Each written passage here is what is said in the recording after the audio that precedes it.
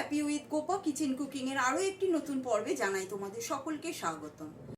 হাঁড়িতে বেশ কিছুটা জল ফুটতে দিয়েছি, গোটা গরম মশলা দিয়ে জলটা ফুটে উঠলে ওর মধ্যে দিয়ে দিচ্ছি দুটো তেজপাতা, লবণ আর দিয়ে দেবো কিছুটা সাদা তেল।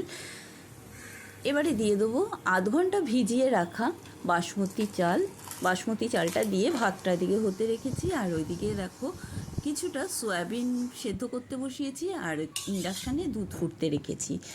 আর কিছুটা সর্ষের তেল গরম করে নিয়েছি, তার মধ্যে দিয়ে দিলাম 1 চামচ ঘি আর তেলের মধ্যে আমি পনিরের টুকরোগুলো ভেজে তুলে নেব। বাকি তেলের মধ্যে দিয়ে দেবো সেদ্ধ করে রাখা সয়াবিনটা দিয়েও সয়াবিনও ভেজে তুলে নেব। আবারও দিয়ে দিলাম কিছুটা তেল, ওই তেলের মধ্যে সেদ্ধ করে নেওয়া আলুটাও ভেজে তুলে নেব। আর এদিকে দেখো 50 গ্রাম টক দই একটা বাটির মধ্যে নিয়ে নিয়েছি, তার মধ্যে 1/2 চামচ হলুদ গুঁড়ো, 1/2 চামচ চিনি, স্বাদ অনুসারে লবণ আর দিয়ে দেবো বিরিয়ানি মশলা।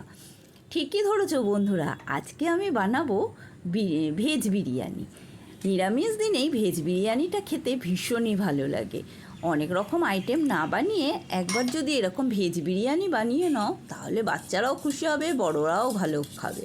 আর এদিকে দিয়ে দিয়েছি কাঁচা লঙ্কা আর আদার পেস্ট, সমস্ত কিছু দিয়ে একটা মিশ্রণ বানিয়ে নিলাম। এবারে ওই মিশ্রণের মধ্যে দিয়ে দেবো সয়াবিন আর পনিরটা দিয়ে একটু বেশ একটা চামচের সাহায্যে একটু নেড়ে চেড়ে নিয়ে এটা বেশ কিছুক্ষণের জন্য ঢাকা দিয়ে রেখে দেবো।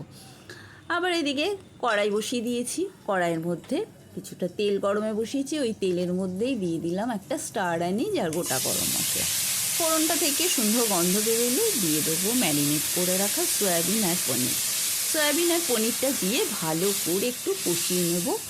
ভালো করে কষিয়ে নিয়ে দেখবে যখন খুব সুন্দর একটা গন্ধ বেরিয়েছে তখনই এর মধ্যে আমি দেব ভেজে রাখা আলুটা দিয়েও বেশ কিছুক্ষণ ধরে কষিয়ে নেব। দিয়ে দেবো সামান্য জলের পরিমাণটা অল্পই দিলাম, দিয়ে এবারে আবারও কিছুক্ষণ ধরে কষিয়ে নিতে হবে। দিয়ে দেবো এবারে এর উপরে গরম মশলার গুঁড়ো দিয়েও কিছুক্ষণ ধরে নেড়ে চেড়ে নিয়ে ওপর থেকে দিয়ে দেবো বানিয়ে রাখা ভাতটা। ওপর থেকে ভাতটা ভালো করে ছড়িয়ে দিতে হবে। যারা আমার চ্যানেলে নতুন বন্ধু এখনও চ্যানেলটি সাবস্ক্রাইব করোনি, তোমাদের কাছে অনুরোধ রইল চ্যানেলটি সাবস্ক্রাইব করে নেওয়ার, পাশে থাকা বেল আইকনটা প্রেস করে দেবে যাতে আমার রান্নার নিত্য নতুন নোটিফিকেশানগুলো সবার আগে তোমাদের মোবাইলে পৌঁছে যায়। ওপর থেকে দিয়ে দিয়েছি কিছুটা বিরিয়ানি মশলা আর দিয়ে দিলাম 1 ঢাকনি কেওড়া জল।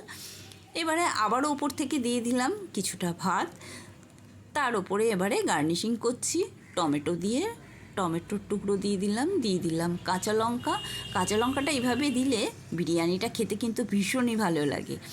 আবার দিয়ে দিচ্ছি পনিরের টুকরো। সমস্ত কিছু দেওয়ার পরে ওপর থেকে দিয়ে দিচ্ছি এবারে কিছুটা গোলাপ জল, যেহেতু আগে কেওড়া জল দিয়ে দিয়েছি এবারে দিয়ে দিলাম কিছুটা গোলাপ জল আর দিয়ে দিচ্ছি মিঠা আতরটা একটু ছিটিয়ে দিয়ে দিলাম। আর দিয়ে দেবো কেশর ভেজানো দুধটা দিয়ে ব্যাস ভালো করে একটু ছড়িয়ে দিতে হবে। দেওয়ার পরে এবারে ওপর থেকে দিয়ে দেবো আবারও কিছুটা বিরিয়ানি মশলাটা দিয়ে এবারে দম দেওয়ার জন্য ঢাকা বন্ধ করে দিলাম। ভালো করে ঢাকাটা বন্ধ করলাম। আর এদিকে দেখো একটা চাটু বসিয়ে নিয়েছি রুটির তাওয়াতে, আমি কড়াইটা বসিয়ে দিলাম দমে, 15 মিনিট মতন দমে রেখেছিলাম। ব্যাস তারপরে ঢাকাটা খুলে কি সুন্দর গন্ধ বেরিয়েছে। একটিবার হলেও এই ভেজ বিরিয়ানি বাড়িতে বানিয়ে খেয়ে দেখতে পারো। নিরামিষ দিনে বেশি আইটেম না বানিয়ে এরকম বিরিয়ানি বানিয়ে দেবে, ভীষণই ভালো লাগে। আশা করি রেসিপিটি তোমাদের প্রত্যেকেরই ভালো লেগেছে। ভালো লাগলে একটা লাইক দিয়ে দেবে আর কমেন্ট করে জানাতে ভুলো না বন্ধুরা। এবারে একটা প্লেটের মধ্যে নিয়ে সার্ভ করে দেওয়ার পালা।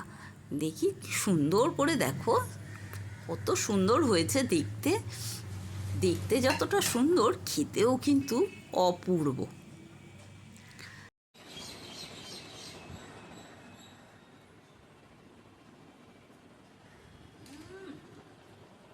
ফাটাফাটি হয়েছে, এতটাই ভালো হয়েছে ভেজ বিরিয়ানি। বাড়িতে অতি অবশ্যই বানিয়ে খেতে পারো, নিরামিষ দিনে তো তুলনাই হবে না এর, এতটাই অপূর্ব। আর রেসিপিটি তোমাদের কার কার ভালো লাগলো একটু কমেন্ট করে জানাবে, বেশি বেশি করে শেয়ার করে দেবে। আজকের মতো এই পর্যন্ত, সকলে সুস্থ থাকবে, ভালো থাকবে, টাটা।